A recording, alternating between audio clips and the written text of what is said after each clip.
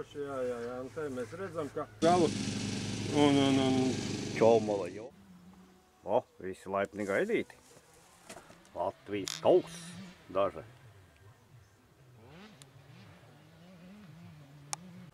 O, kas pa plakātišu.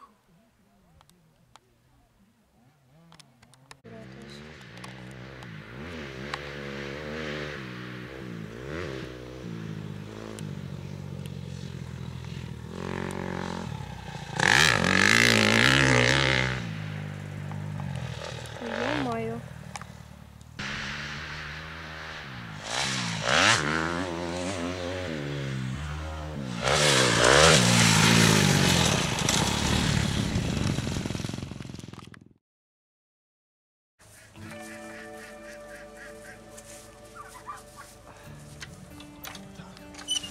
nākam iekšā. O, Varam nākt iekšā. Strauss, vai viņš neapēdīs man? Neapēdīs. Tātad nāk emu strauss, viņiem 10 gadi. Tādēļ viņš pieaudzis strauss. Emu oliņas dēja janvārs, februārs, marts, aprīlis. Tagad viņi nedēja olas, tagad būtu jau jābūt bērniem. Bet mēs kaut ko inkubējam, kaut ko pārdodam, kaut kur olas tiek arī realizētas. Gan viņas visas ir ēdamas, un arī tad, kad mēs izstaigāsim, apskatīsimies, tad arī redzēsim putniņu izdētās olas. Nebūs tik traki, kā teicis ar mūsu slavenais humorists Krišjānis Kariņš, ka rādīsim savas olas viens otram attālināti. Ar ko atšķirās šie putniņi no pārējiem putniņiem? Šie putni ir skrējēji putni, skrien viņš 50 km/h, nākošais, kas ir viņa spalviņas atšķirās no pārējā putna spalvām ar to, ka no viena kātiņa aug divas spalviņas. Tad bija interesē bērnam var savākt. Ja nē, met zemē, atbrauc nākošie salasīs. Droši varam roku pielikt, metēs iet klāt. Droši, jā. Un te mēs redzam, ka caurumi ir galvā, tā nav smadziņa ventilācija, tās ir ausis. Droši ej klāt, savādāk, kad skrējai putniskiem 50 km/h, ja izmūk ļoti grūti viņus noķert.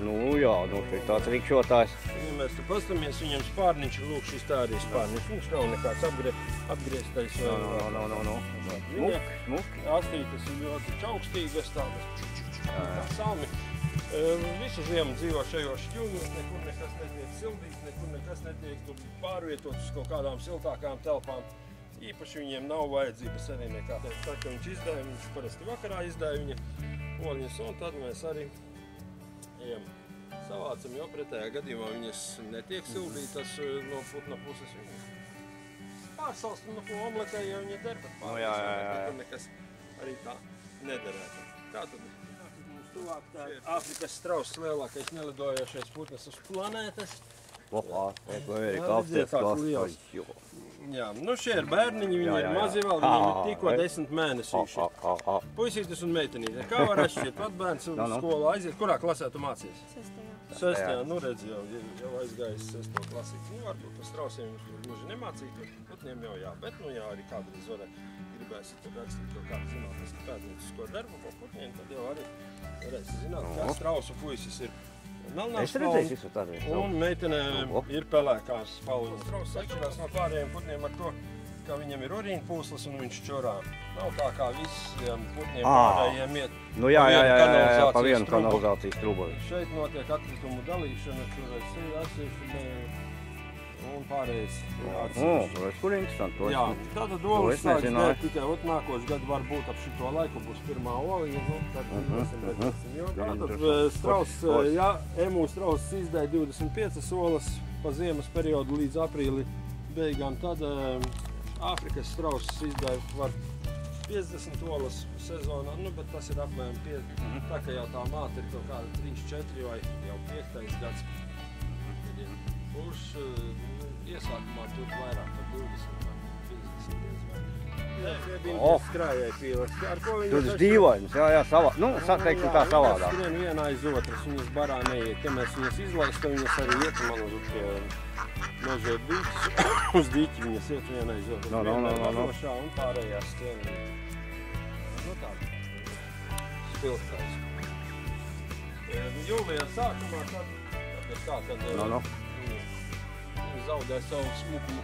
Nu varam paskatīties, tam jau ir apriebies karstums, pasēž iekšā, tur zelta fazāns. Jūs varat pie lodziņa pieiet un redzēsiet. Jā, paga.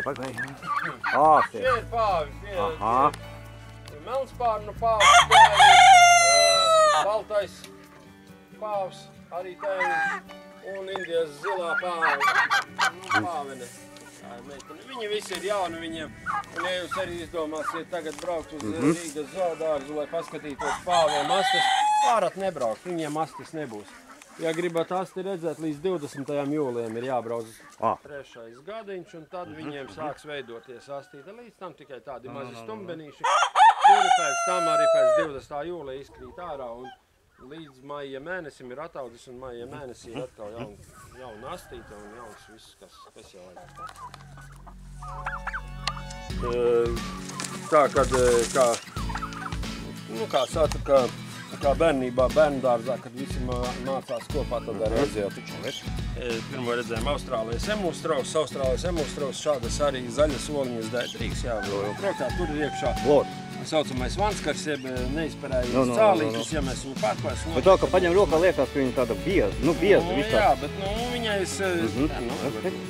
Tāda smaga, tikai nenolēc zinu. Viņš var sapīst. Absolūti. Šeit. Krāsa arī tāda. Jā, tāda ir tā krāsa. Jā, nav tradicionālā balta vai tāda zeltainīga. Tādēļ arī cilvēki uz lieldienām parasti jau pasūta un nopērk tās oliņas. Šogad jau tā ola maksā 20 eiro agrāk, varbūt tur 2,5 Strausa ola. Šī nav pati lielākā kilo, 200 kilo, 300 eiro, ko tad bija uzrakstīts virsū.